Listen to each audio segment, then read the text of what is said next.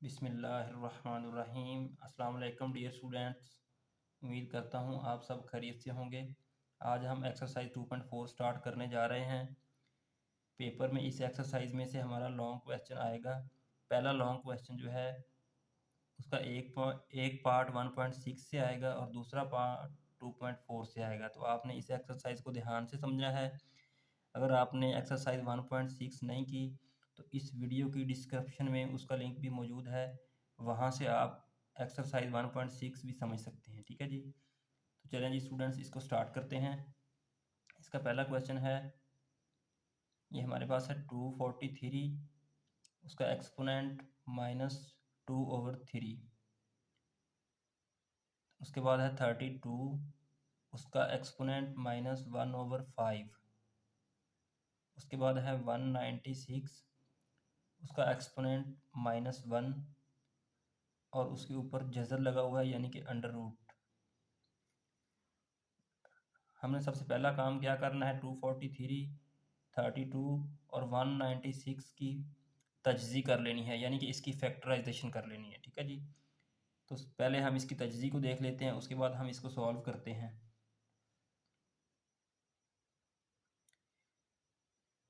243 जो है ये 2 पे डिवाइड नहीं होगा, इसके लिए हम 3 का टेबल यूज़ करेंगे। जब हम इसको 3 पे डिवाइड करेंगे तो 3 8 ज़ार 24 और 3 ज़ार 1, तो ये हमारे पास 81 बन जाएगा। हम इसको अगेन 3 पे डिवाइड करेंगे तो 3 2 ज़ार 6, यहाँ पे 2 जो है ये कैरी चला जाएगा, ये 21 बन जाएगा। और 3 7 ज़ार 21। इसके बाद हम इसको दोबारा 3 पे डिवाइड करेंगे, ये 3 9 ज़ार 27 बन जाएगा। अगेन इसको डिवाइड किया तो 3 3 ज़ार 9 बन गया। अगेन डिवाइड करेंगे तो 3 3 ज़ार 1 आ जाएगा। जी स्टूडेंट्स, हमने 243 की तजज़ी कर ली है। अब हम देख लेते हैं कि इसके फैक्टर्स कितने बने हैं। 1 2 3 4 और 5। ये हमारे पास 3 जो है ये 5 टाइम्स आया है। ठीक है, तो हम इसको इस तरह से राइट करेंगे, 3 का एक्सपोनेंट 5। ठीक है, जो ऊपर वाली इसका कुव्वत नमा है, इसको हम जो इसकी ऊपर वाली वैल्यू है उसको हम एक्सपोनेंट या कुव्वत नमा कहेंगे और नीचे वाले को हम बेस कहेंगे। ठीक है जी स्टूडेंट्स, तो अब हम 196 की तजज़ी को देख लेते हैं। यहाँ पे हम 2 का टेबल यूज़ करेंगे, 2 पे हमने इसको डिवाइड किया तो ये 2 9 ज़ार 18, 1 यहाँ पे कैरी चला गया, 16 बन गया। और 2 8 ज़ार 16। हमने इसको दोबारा 2 पे डिवाइड करना है, 2 4 ज़ार 8 बन गया। यहाँ से 1 कैरी चला गया, 18 बन गया।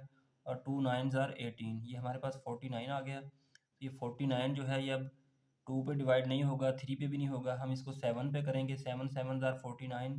अब दोबारा 7 पे किया तो 7 1 ज़ार 7। अब हम इसके फैक्टर्स देख लेते हैं। तो 2 जो है ये 2 टाइम्स आया है, तो इसलिए हम 2 का एक्सपोनेंट 2 लिखेंगे। इसी तरह 7 जो है ये भी 2 टाइम्स आया है, तो हम 7 का एक्सपोनेंट भी 2 लिखेंगे।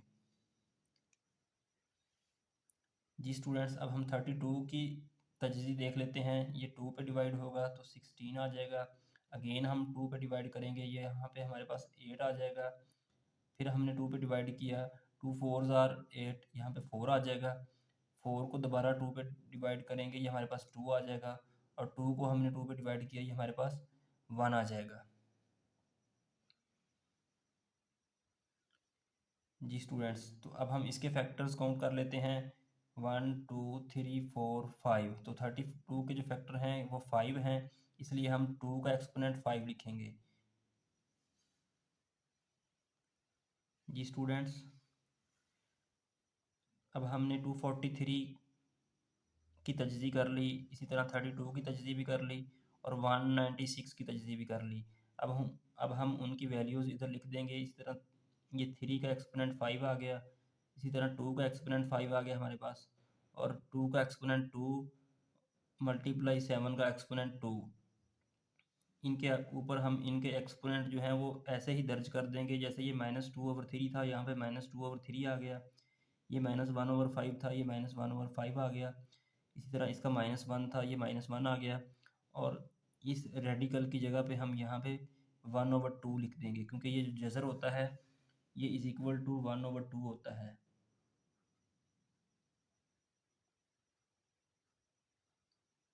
ठीक है जी। तो इस जज़र को ख़त्म करके हम इसकी जगह पे 1/2 लिख देंगे। जी स्टूडेंट्स, तो हमने कुव्वतनुमा के कवानीन में पढ़ा है कि एक्सपोनेंट का जब एक्सपोनेंट आ जाए तो ये आपस में मल्टीप्लाई हो जाते हैं। ठीक है, तो इस तरह से हम 5 को -2/3 से मल्टीप्लाई कर देंगे। यहाँ पे हम देख सकते हैं 5 लिखा है, हमने ब्रैकेट लगाई है, -2/3 है, तो ब्रैकेट का मतलब है ये आपस में मल्टीप्लाई हो रहे हैं। ठीक है, इसी तरह ये 5 जो है ये -1/5 से मल्टीप्लाई हो जाएगा। इसी तरह ये वाला -1 जो है ये 1/2 से मल्टीप्लाई हो जाएगा।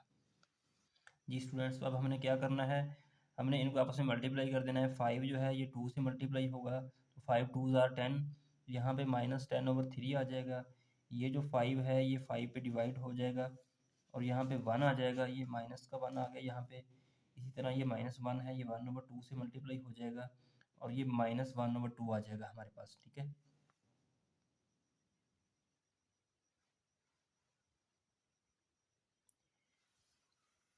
तो नेक्स्ट हम देख लेते हैं। यहाँ पे ये ब्रैकेट्स में 2 का एक्सपोनेंट 2 लिखा हुआ है, मल्टीप्लाई 7 का एक्सपोनेंट 2 लिखा हुआ है और होल का एक्सपोनेंट -1/2 है। तो हमने क्या करना है, इसको अलग अलग करके लिख देना है। 2 का एक्सपोनेंट 2 और होल का एक्सपोनेंट -1/2। इसी तरह 7 का एक्सपोनेंट 2 और होल का एक्सपोनेंट -1/2। जी स्टूडेंट्स, तो यहाँ पे हमने अब क्या करना है, 3 का एक्सपोनेंट -10/3 आ जाएगा, मल्टीप्लाई 2 का एक्सपोनेंट -1, नीचे हमारे पास 2 का बेस, उसका एक्सपोनेंट 2 मल्टीप्लाई हो जाएगा -1/2 से। इसी तरह 7 बेस लिखेंगे, उसका एक्सपोनेंट 2 मल्टीप्लाई हो जाएगा -1/2 से। तो यहाँ पे ये डिवाइड हो जाएंगे, 2 2 पे डिवाइड होगा, ये 1 आ जाएगा। इसी तरह ये वाला 2 2 पे डिवाइड होगा, ये 1 आ जाएगा। जब यहाँ पे नीचे 1 बच जाएगा, ये ऊपर -1 है, ये आपस में डिवाइड होंगे तो ये -1 आ जाएगा हमारे पास। ठीक है, इसी तरह 3 का एक्सपोनेंट -10/3 मल्टीप्लाई 2 का एक्सपोनेंट -1, नीचे 2 का एक्सपोनेंट -1 मल्टीप्लाई 7 का एक्सपोनेंट -1। तो डियर स्टूडेंट्स, 2 का एक्सपोनेंट -1 और ऊपर भी 2 का एक्सपोनेंट -1 ये सेम है। यहाँ पे हम इसको मुख्तसर भी कर सकते हैं। ठीक है,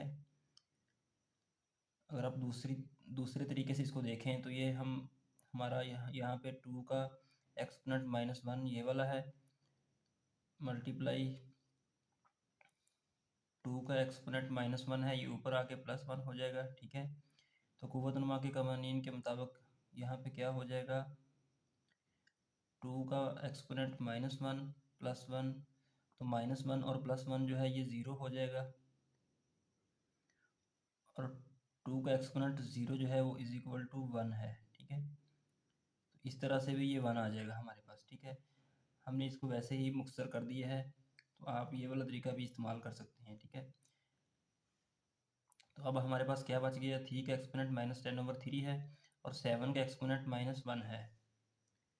तो यहाँ पे डियर स्टूडेंट्स आप देखें, ये वाली वैल्यू भी नेगेटिव है, ये वाली वैल्यू भी नेगेटिव है। तो हमने क्या करना है, हमने इनकी प्लेस चेंज कर देनी है, इसको हम ऊपर ले आएंगे और इसको हम नीचे ले आएंगे।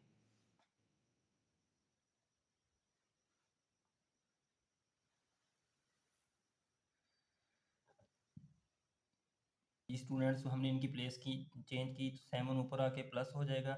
इसी तरह 3 का एक्सपोनेंट 10/3 जो है ये भी नीचे आके प्लस हो जाएगा। तो हमने अब इसको रेडिकल फॉर्म में लिख लेना है, ये कुव्वतनुमाई फॉर्म में है, हमने इसको रेडिकल फॉर्म में लिख लेना है। इसकी रेडिकल फॉर्म जो है ये आ जाएगी। ठीक है जी,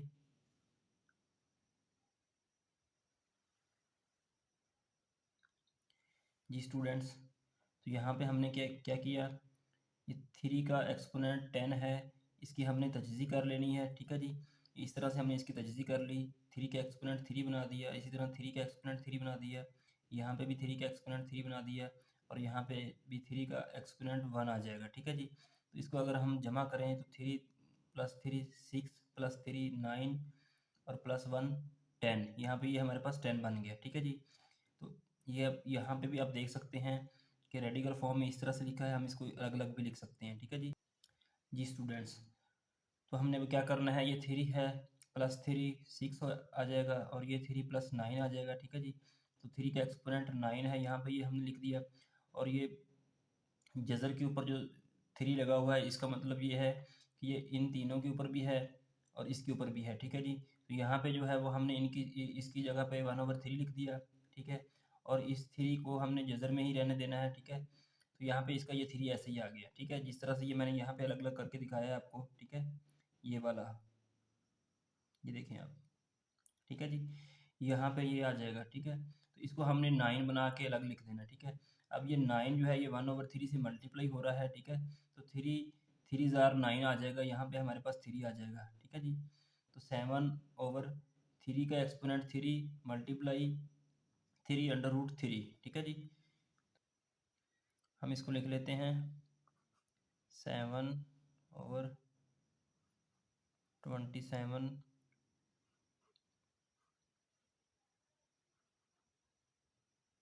3। तो ये हमारा आंसर आ जाएगा।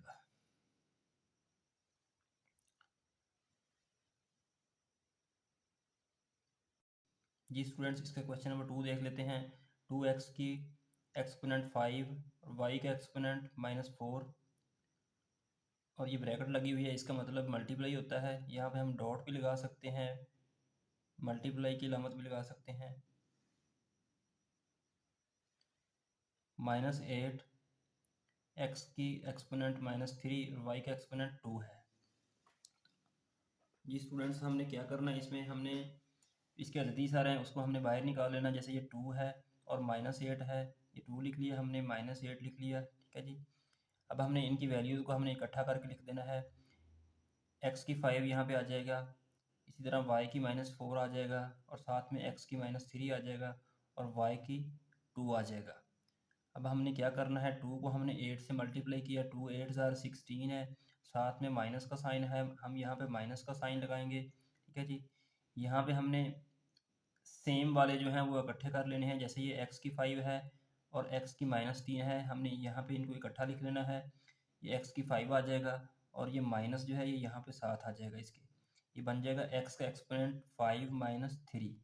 इसी तरह हमने y वाले लिख लेने हैं। y का एक्सपोनेंट -4 है, यहाँ पे y का एक्सपोनेंट -4 आ जाएगा और यहाँ पे y का एक्सपोनेंट 2 है और ये प्लस का है तो यहाँ पे ये प्लस आ जाएगा। जी स्टूडेंट्स, तो यहाँ पे क्या होगा, ये -16 आ जाएगा। अब 5 में से -3 निकालेंगे, यहाँ पे 2 आ जाएगा, x का एक्सपोनेंट 2 रह जाएगा। इस तरह ये -4 है, ये +2 है, ये -4 में से +2 जो है वो निकल जाएगा, ये पीछे -2 बच जाएगा। इसी तरह हमारे पास आ जाएगा -16 x² और y की -2। तो ये y की वैल्यू नेगेटिव है, इसलिए हम इसको नीचे ले जाएंगे, ठीक है। तो -16 x² ओवर y², तो हमारे पास ये इसका आंसर आ जाएगा। जी स्टूडेंट्स, तो हम इसका क्वेश्चन नंबर 3 सॉल्व करेंगे। x का एक्सपोनेंट -2, y का एक्सपोनेंट -1 है, z का एक्सपोनेंट -4 है, x का एक्सपोनेंट 4 है, y का एक्सपोनेंट -3 है, z का एक्सपोनेंट 0 है और होल का एक्सपोनेंट -3 है, ठीक है जी। तो सबसे पहला काम हमने क्या करना है, सिंपली हमने ये जो -3 है, क्योंकि एक्सपोनेंट के कवानीन में है कि जो एक्सपोनेंट का एक्सपोनेंट होता है यानी कि कुव्वतनुमा का कुव्वतनुमा होता है, उसको हम ज़रब दे देते हैं। तमाम जितने भी रकमें हैं उनसे हमने -3 को ज़रब दे देना है, ठीक है जी। इस तरह से ये -3 है, इसको हम -2 से ज़रब देंगे तो माइनस और माइनस जो है ये हमारे पास प्लस हो जाएगा और 3 2 ज़ार 6 आ जाएगा, ठीक है जी। अब हम -3 को y का एक्सपोनेंट -1 से मल्टीप्लाई करेंगे तो ये -1 से जब मल्टीप्लाई होगा ये माइनस और ये माइनस प्लस हो जाएगा, 3 1 ज़ार 3 आ जाएगा, तो y का एक्सपोनेंट +3 आ जाएगा। इसी तरह अब हम z का एक्सपोनेंट -4 है, इसको हम मल्टीप्लाई करते हैं और माइनस हमारे पास प्लस आ जाएगा, 3 4 12 आ जाएगा। इसी तरह हम नीचे वाली जो रकमें हैं उनको मल्टीप्लाई कर देते हैं। माइनस का 3 जो है ये 4 से जब मल्टीप्लाई होगा तो ये प्लस माइनस जो है माइनस हो जाएगा और 3 4 12 आ जाएगा हमारे पास। इसी तरह y का एक्सपोनेंट -3 है, इसको हम इस -3 से मल्टीप्लाई करेंगे, माइनस और माइनस हमारे पास प्लस आ जाएगा और 3 3 9 आ जाएगा। ठीक है जी। इसी तरह माइनस का 3 जो है इसको हम z का एक्सपोनेंट 0 है इससे मल्टीप्लाई करेंगे, तो 0 को हम जब मल्टीप्लाई करेंगे तो ये 0 ही हो जाएगा। ठीक है। तो अब हमने डियर स्टूडेंट्स क्या करना है, हमने जो x का एक्सपोनेंट -12 है ये बड़ी रकम है, इसको हम ऊपर ले आएंगे। ठीक है, क्योंकि ये माइनस में है और बड़ी है, जब ऊपर आ जाएगी ये प्लस हो जाएगी। इसी तरह ये y की +9 जो है ये बड़ी रकम है, इसको हम नीचे ही रहने देंगे और y का +3 जो है ये छोटा है, इसको हम नीचे ले आएंगे। इसी तरह z का +12 ये बड़ा है और z का 0 छोटा है, इसको हम ऊपर ले जाएंगे। ठीक है, तो हमने यहाँ पे छोटे और बड़े का ख्याल नहीं रखना, बल्कि हमने यहाँ पे साइन का ख्याल रखना है। ठीक है, जैसे ये -12 है, इसका साइन माइनस का है, लेकिन ये रकम बड़ी है, जब ऊपर जाएगी ये प्लस हो जाएगी। तो हमने कोशिश करनी है कि आंसर हमारा प्लस में आए। तो अब हम इसको नीचे लेके आएंगे।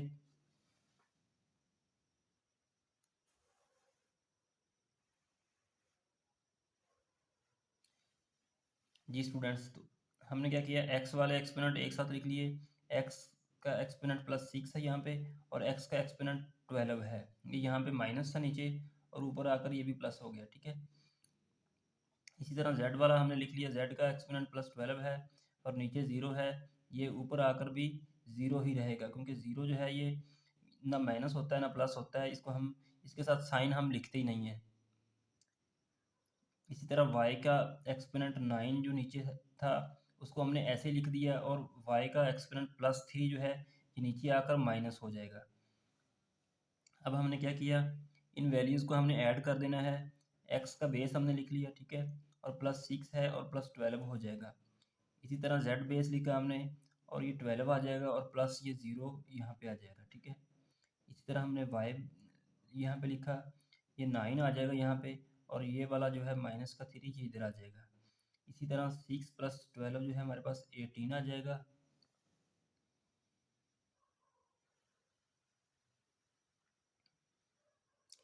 जी स्टूडेंट्स, तो हम इसको सॉल्व करते हैं। x का एक्सपोनेंट 6 + 12 जो है ये हमारे पास 18 आ जाएगा यहाँ पे। इस तरह z का एक्सपोनेंट 12 + 0 जो है ये 12 ही आ जाएगा और y का एक्सपोनेंट 9 - 3 जो है ये हमारे पास 6 आ जाएगा।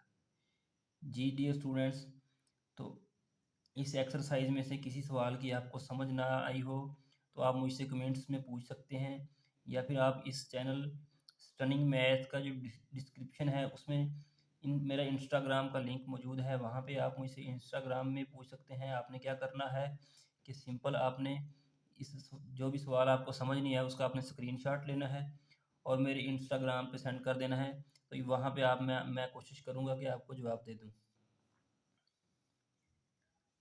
अपना ख्याल रखिएगा। बहुत शुक्रिया। अल्लाह हाफिज़।